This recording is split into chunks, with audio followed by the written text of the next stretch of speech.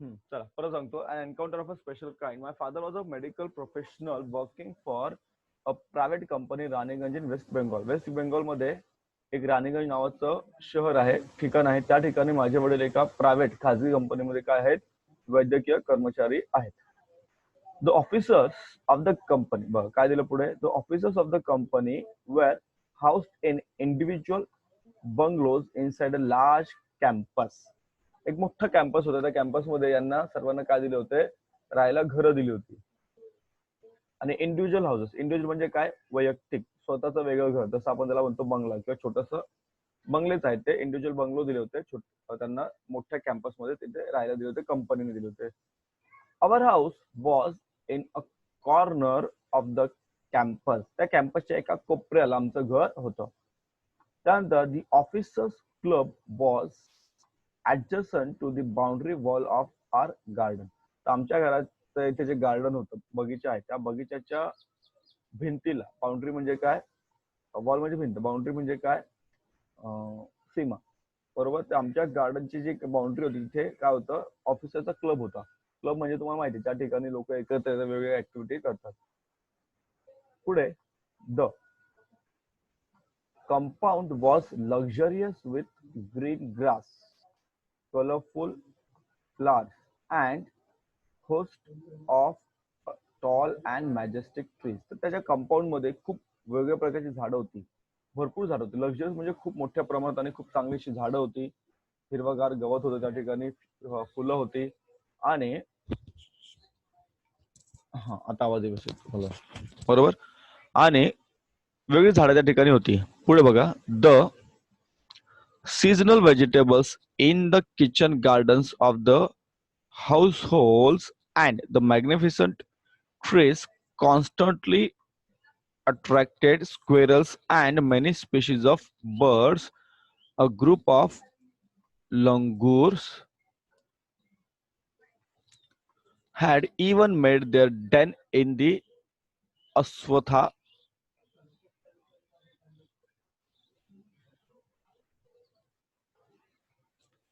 tree nearby. ठीक आहे बघा. आता यामुळे काय झालं, त्यांनी काय केलं होतं तिथे गार्डन मध्ये सीजनल व्हेजिटेबल. सीजनल व्हेजिटेबल म्हणजे काय, सीजनल म्हणजे काय, तर एका विशिष्ट ऋतूत येणारी झाडं. तर ती छोटी छोटी झाडं त्यांनी लावली होती.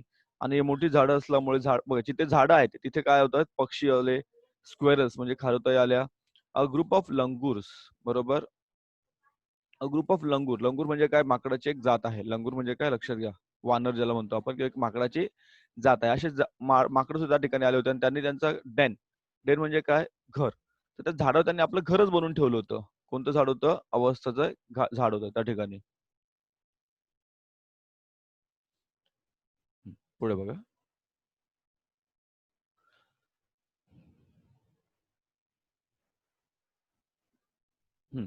इथे बघा, दे हॅड ऑल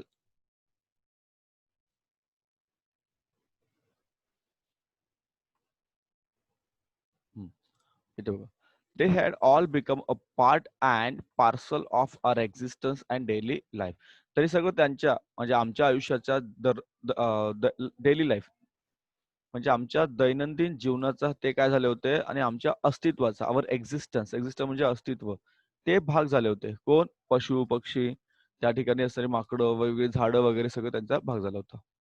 पुढे काय झालं बघा, a small incident on a Saturday afternoon left a profound effect on me and unfolded before my eyes a whole new dimension to the wonders of God's creation.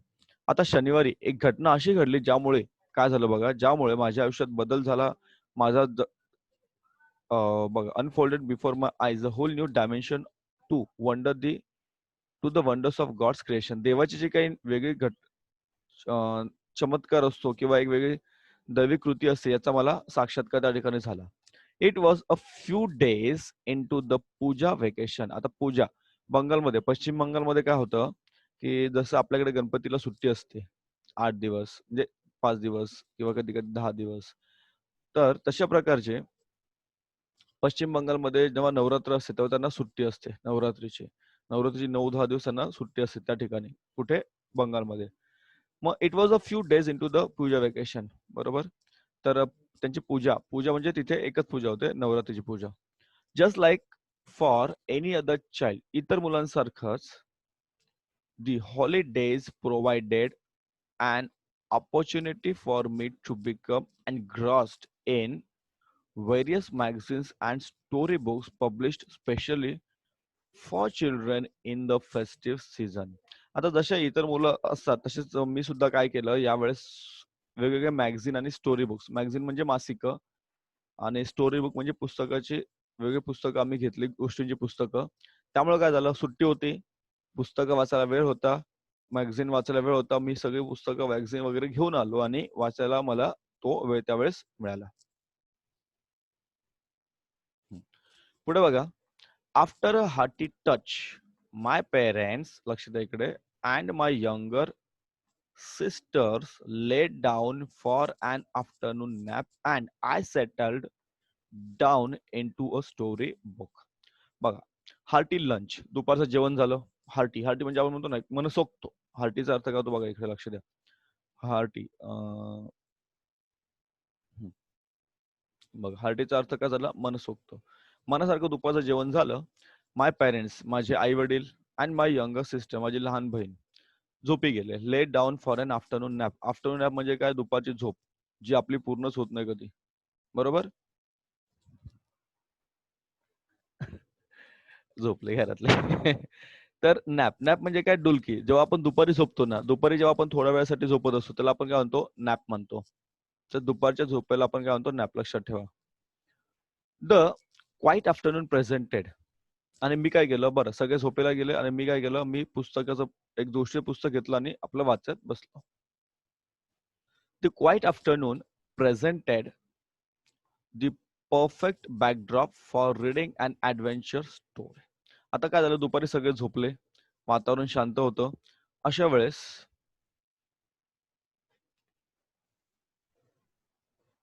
दुपारचं वातावरण होतं, सगळं शांत होतं.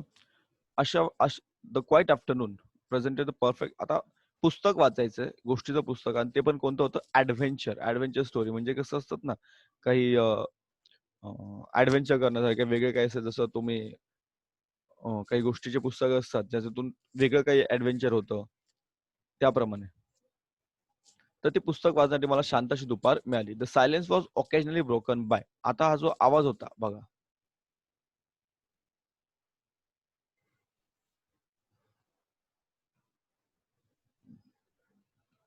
वर गेलं,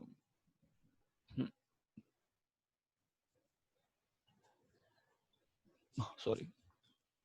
The silence was occasionally broken by the sound of my family snoring, the intermittent chirping of of house sparrows, and harsh cawing of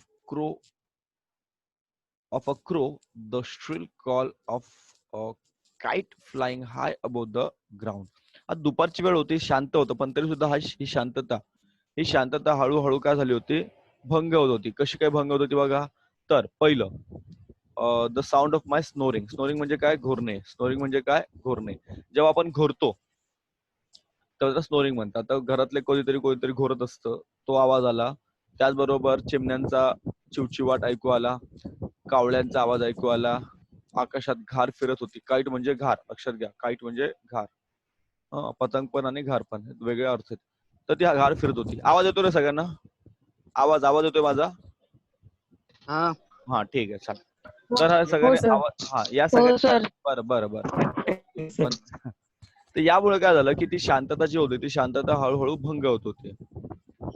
पुढे minutes ticked by, I became deeply absorbed in the book. पण तरी सुद्धा काय झालं की मी या सर्व गोष्टीमुळे सुद्धा मी त्या पुस्तकामध्ये ऍब्सॉर्ब झालो. त्या पुस्तकात मी खूप गुंग झालो की जे पुस्तक मी शांतपणे वाचत होतो.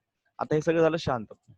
पुढे काय झालं बघा, सडनली अचानकपणे काय झालं, I heard a group of street dogs barking furiously in the distance. अचानक काय झालं की मला आवाज ऐकायला आला. आवाज कोणाचा होता की रस्त्यावरचे जे कुत्रे असतात, स्ट्रीट डॉग्स, स्ट्रीट म्हणजे रस्ता, रस्त्यावरचे जे काही कुत्रे असतात ज्यांना कोणी मालक नसतं, हे कुत्र्यांचा भुंकण्याचा मला आवाज आला. बार्किंग म्हणजे काय, भुंकणे. बार्किंग म्हणजे काय, भुंकणे. त्या भुंकण्याचा मला आवाज आला आणि हे भुंकत होते कसे, फ्युरियसली. फ्युरियसलीचा अर्थ काय होतो, रागाने. Fast and furious. किती पार्ट झाले Aryan? Aryan, fast and furious किती पार्ट झाले? काय सर? फास्ट अँड फ्युरियस पिक्चरचे किती पार्ट झाले? नाही माहिती का? बरं, फास्ट अँड फ्युरियस, फ्युरियसचा अर्थ काय होतो, रागाने. तर ते बरं बंद करावंच. फ्युरियसचा अर्थ काय होतो, रागाने.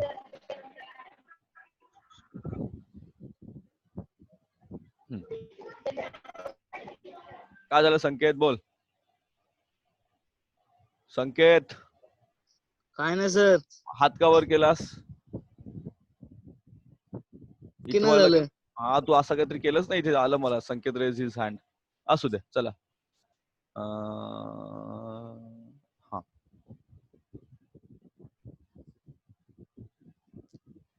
बाकीचे काय रे, कोणी येतो कोणी गायब होतो काही कळत नाही मला, सगळ्यांचे प्रॉब्लेम याचे वाटतं. असू दे, चला. कुत्र्याच्या भुंकण्याचा आवाज आला आणि ते रागारागाने काही अंतरावरून भुंकत होते, रागारागाने किंवा मोठ्या मोठ्याने. पुढे बघा, आय चोज टू इग्नोर. मी दुर्लक्ष करायचं ठरवलं. अनुष्का आली? केली. बर, आय चूज टू इग्नोर. मी काय केलं, दुर्लक्ष करायचं ठरवलं. आय चूज टू इग्नोर, मी दुर्लक्ष करायचं ठरवलं. बघा इथे, I choose to ignore. To ignore म्हणजे दुर्लक्ष कर, बरोबर. शिक्षक म्हणतात अभ्यास करा, आपण काय करतो, दुर्लक्ष करतो. टू इग्नोर म्हणजे दुर्लक्ष करणे, दुर्लक्ष करायचं नाही आपल्याला.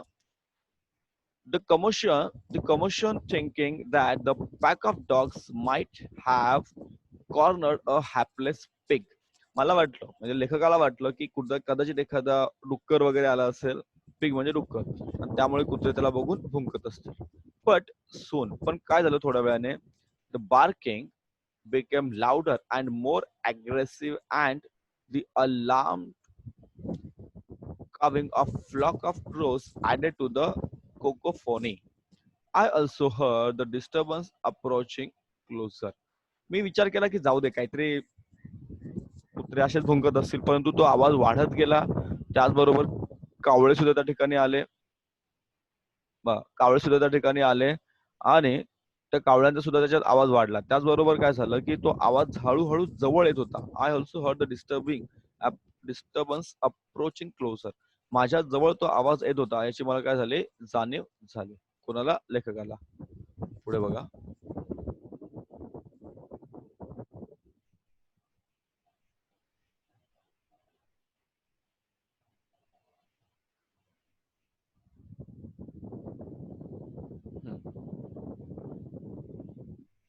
तुम्हाला कळलं जातं हे एक माकड आहे, वानर आहे, लंगूर आहे.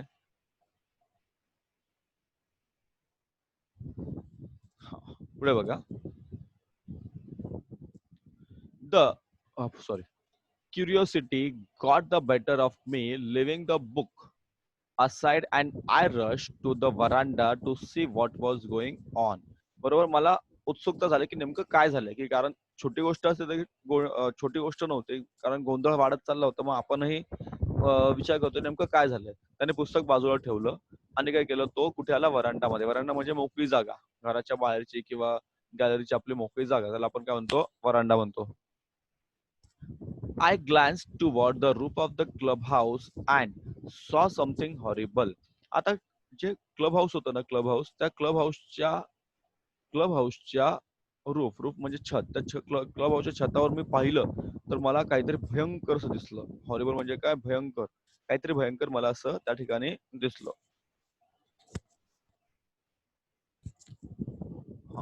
भयंकर असं मला त्या ठिकाणी दिसलं. काय होतं बघा नेमकंच,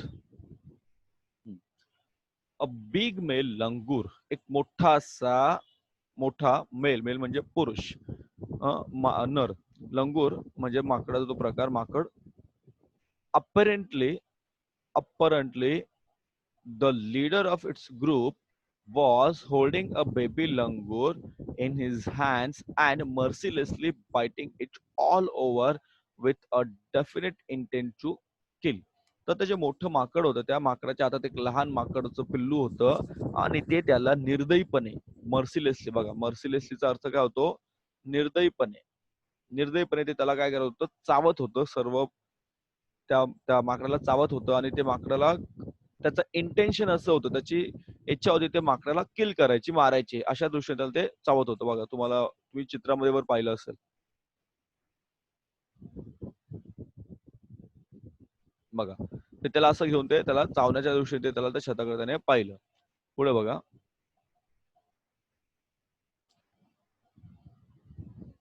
The helpless mother of the baby and other lesser members of the Langur group were scattered on the roofs for the roofs of the building nearby, watching the baby being killed. आता त्या group मधले बाकीचे त्या बाळाची आई, ती जी माकडीण होती, ती माकडीण आणि बाकीचे काही माणसं जे होते सगळे त्या छतावर आले. त्या बेबीला वाचवण्याचा प्रयत्न करत होते. द बिल्डिंग, ते बाळ मरत होतं, परंतु त्याला वाचवण्याचा प्रयत्न ते करत होता. पण त्यांचा जो ग्रुपचा जो लीडर होता, तो माकड, हा बघा, हा माकड काय त्यांचा ऐकत नव्हता. I recall the terrible custom in the animal clan according to which a dominant male usually does not allow another male baby or adult to survive within its group. बघा, तर ही जी माकडाची जात असते, यामध्ये साधारणतः बघा, तर त्या माकडाचा जो मेल लंगूर असतो, जो डॉमिनंट असतो, त्यांच्यावर जो हुकूम गाजत असतो, तो जो पुरुष किंवा नर असतो, तो दुसऱ्या कुठल्याही छोट्या नराला जिवंत ठेवत नाही. त्यांच्या त्या क्लॅन मध्ये किंवा त्यांच्या त्या वंशामध्ये ही त्यांची ती जात आहे. पुढे बघा.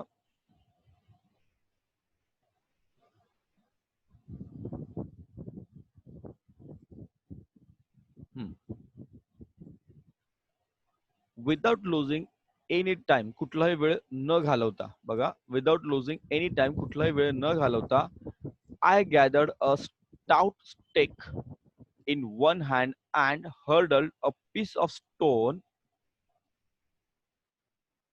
at the marauding langur. The langur was so infuriated that it hardly took any notice of my assault. But then I started throwing more stones. The dogs on their part raised their pitch of cry. मी कुठलाही न विचार करता, कुठला विचार न करता मी काय केलं, एक मोठी काठी घेतली, फेकून मारली, दगड मारले, पण तो काही हल्ला नाही, त्याला काही सुचलंच नाही. त्या माकडाने त्या मोठ्या माकडाने छोट्या माकडाला सोडलंच नाही. पण मी माझे पुन्हा प्रयत्न करून दगड मारत गेलो. मग आणि त्याचबरोबर कुत्रे सुद्धा भुंकत होते. त्यात काय झालं बघा पुढे. The change circumstances and the sudden unexpected attack from unknown quarters forced the langur to drop the baby from the sloping roof over the veranda.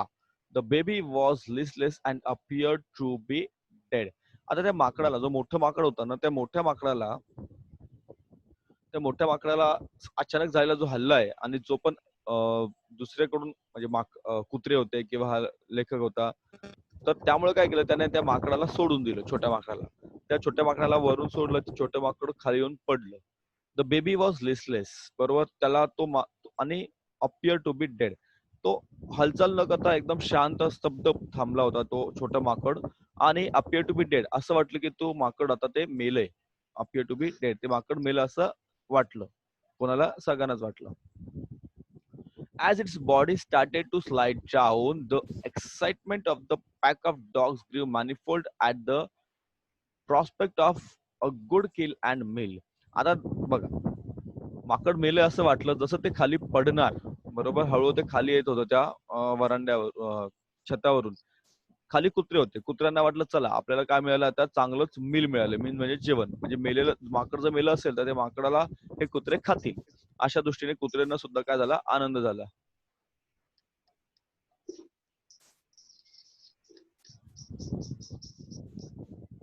पुढे बघा.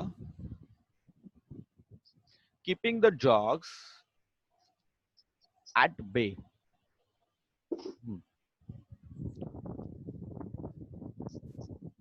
But keeping the dogs at bay with the stake, I managed to catch hold of my baby langoose tail just as it tipped over the edge of the tiled roof. The baby appeared inert and lifeless. It was indeed a male baby.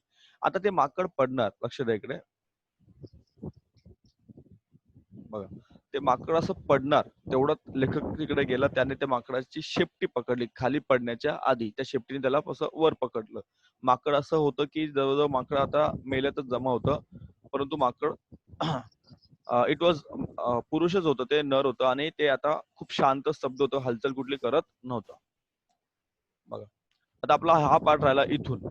दिसतं तुम्हाला? इथून पुढे आपण घेणार आहोत, पण त्यासाठी आपल्याला घ्यावा लागेल एक ब्रेक, कारण 40 मिनिटाचं सेशन आपला संपत आलाय. बरोबर बघा 33 झाले, 16:33. आपण येऊया 40ला. बरोबर, कुठे जाऊ नका, 2 मिनिटात 5-6 मिनिटात परत यायचंय. 5-6 मिनिटात परत यायचंय, गडबड करू नका.